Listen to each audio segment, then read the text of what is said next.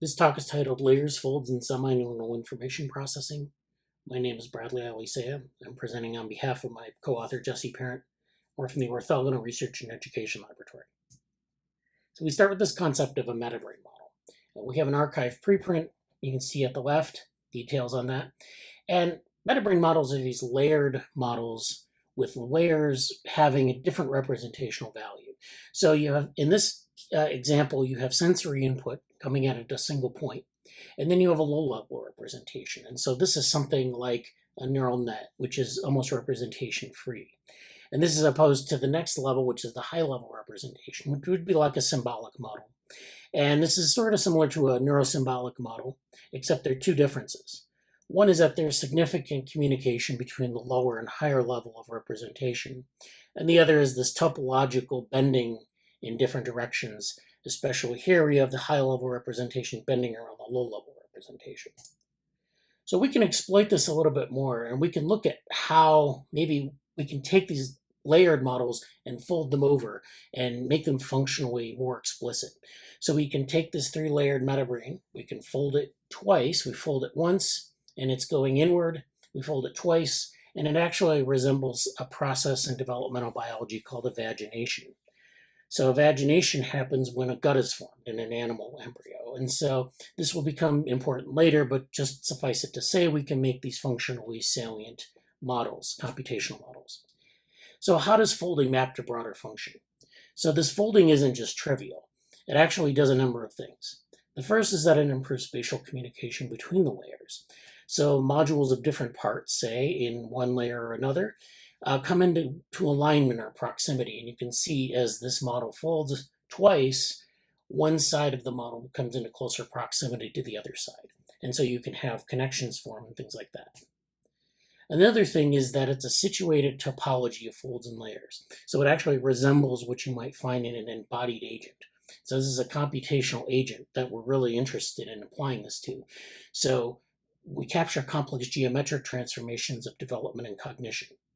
Now, these layers and folds enable things like learning and perception related to things like spatial rotation and motor exploration. So you can see that this is part of maybe a larger body, or it can move on its own.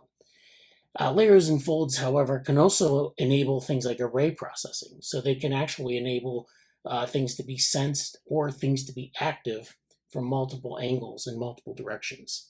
And so this may act as sort of a distributed morphological pre-filtering of information before it makes it to the actual model. And we'll see an example of this in a little bit. So biological layering and folding is actually a composite process in biology. And you see this in a number of systems. It has very broad applicability across biological systems. You see this in the neural convolutions on the surface of a mammalian brain, especially the human brain. And this is where the tissue becomes too large for the skull, and it folds to maximize its surface area. We also see folding and layering in embryonic morphogenesis. So at the bottom, we see an embryo where things are folded and layered, and they form different parts of the adult morphology. We also see the flatworm, which has an incredible capacity for regeneration, that there are these tissue types, these embryonic tissue types that become the cells. And that's important not only in development, but regeneration. And even in your skin, you have layers of skin that interact. And it's very important in wound healing, for example, that those layers are regenerated in a certain way and that they maintain their integrity. So we're actually picked an example for the paper that we've presented to the conference. And this is the gut. And this is an example of a human digestive system, the gut, and some other features. So it's a very complex system topologically, but it has a number of interesting features. So it actually has limited neuronal control. It has connections to the central nervous system, but also the peripheral nervous system. There are muscles that do very immediate functional things, but there are also signals with the larger physiological system of the body. So you have autonomic control, for example, where the gut sends signals back and forth between there and the central nervous system. There are hormonal systems that it plugs into. It actually interacts with the microbiome, which is a separate bacterial system. And then it interfaces with multiple processes, such as regenerative processes and other types of cells that are non-neuronal. And so we call this semi-neuronal because it's more than just this sort of neuronal information processing we're familiar with say, like neural nets. So what kinds of computational representation are necessary in such a system? So before we get to that, it's important to realize that the gut system, or the gut-brain axis, is present all throughout the tree of life. And as such, it can have a number of different forms and a number of different formulations. So this semi-neuronal system, you see it again and again in different organisms, but it's very diverse and very different in those different systems. So you have fruit flies, and you have zebrafish, and you have C. elegans, you have squid, hydra, honeybee, and they all have different forms of this gut-brain axis. So it's a very diverse set of morphologies. They have different configurations, but this folding and layering is a common element of this. And so this forms an integrated phenotype. This integrated phenotype can be combined with representational capacity through, say, some sort of computational model or computational system to enable something called morphological computation. And that's very important in robotics, especially with robots that are embodied. So you have this embodied computational system, and it's important to have some sort of, it's important to maintain the geometry of the phenotype. So this is, now we move to sort of the development. So I showed you the different organisms that have gut-brain axes, and they all have sort of different developmental attributes to these systems. So they all develop from kind of a very similar template, but they're very different in terms of how they unfold, how they fold, and how they layer, and how they ultimately function. So one thing we can do with a computational model of a gut, or any other type of semi-neuronal system, is we can build what we call a differentiation tree. And from that differentiation tree, we can form these different layers, and we can determine at what point they emerge. So this is we'll see in a minute, this is the lower layer, the lowest layer of our model. It emerges first. Then you have this branch point where you have a second layer that emerges, which is some sort of embedding, which we'll see. And then this third layer, which is differentiated a bit more with a few more steps, and you end up with this regulatory system that emerges on top. So we have different branch points, and they lead to these different layers of representational complexity. So this is done through a canalizing function, which I won't talk about here.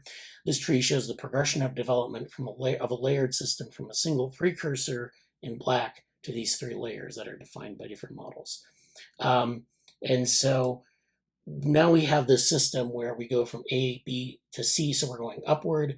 The lowest representational layer is something like muscle. It's like a muscular hydrostat, which is something you see in tentacles and in sea creatures, and they control the different muscle ganglia.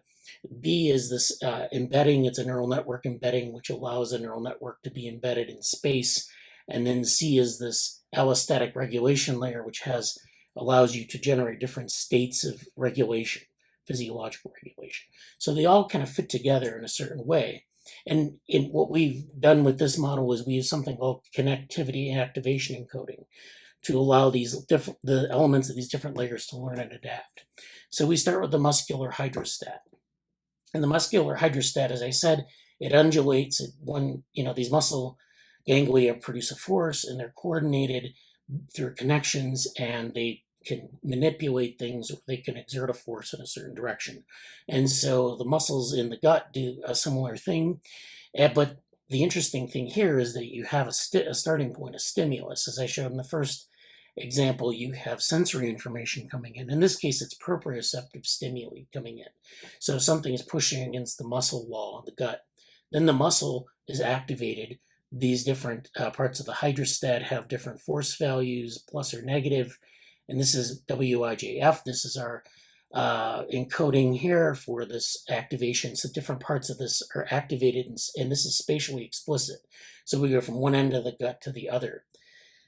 The second part is this neural embedding, which I mentioned before. And what's interesting about this is that you have a different type of activation encoding here, which is another connectivity matrix, but it's a different parameter. It's actually a different type of, it's an output from this muscular hydrostat coming up and regulating these nodes. and this is a parameter C, so it controls the connectivity, so it's almost like a neural network weight. And then third, you have this regulatory state machine, which is where these connectivity values from here go up and affect the state of these. So the state then generates a matrix of states. And then there's feedback from this top layer down to the bottom layer. This stiffens or softens its physical interface. So the stimuli affect this in different ways. So there's this loop that happens that affects sort of the learning or the acquisition of information here. So now we give examples of embodied information processing. So as I mentioned, this is an embodied model, and it's spatially explicit. And so this part here and this part here, they're spatially distinct. And sometimes they come into close proximity and sometimes they're very far away, but it's all spatially explicit.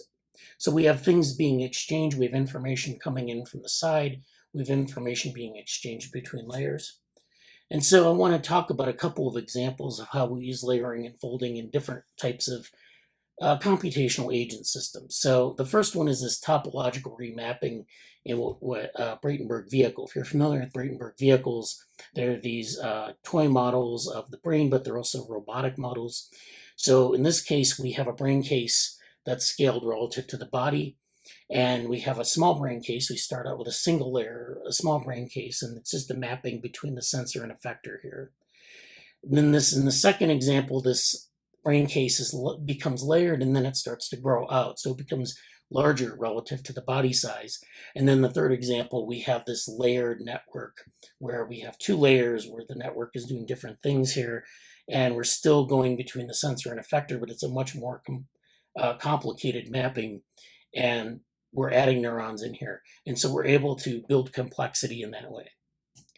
The second is where we have a developing agent. And so we have these Bratenberg vehicles again, but we have this whole set of developmental stages from a single egg or a single unit to these things that are embryos that maybe are exposed to the environment in a limited way, and then they become these adult agents. And what's interesting about this is that you can capitalize on this idea of different germ layers. And so in this case, we have different germ layers that can take on a shape and then be sculpted by different things so you can have an internal model that arises from a single germ layer, the vehicle body, which arises from another layer, and a sensor and effector set of nodes that arise from a third layer, and these can be reconfigured in development. So we can intervene early in development, reconfigure the agent, and end up with different morphologies, and then end up with different types of information processing.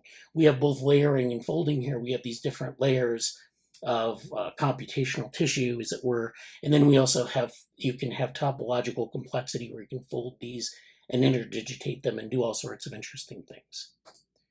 And so this is a simple triploblastic or three germ layer agent where they just have these three unspecified layers, and then there's migration of these different parts of the layers, and you end up with this phenotype that's very complex, and it gives you this adult form. And you can embed your layered models. You have a symbolic model in the middle and a generalized neural network on the outer edge, and that gives you your layering.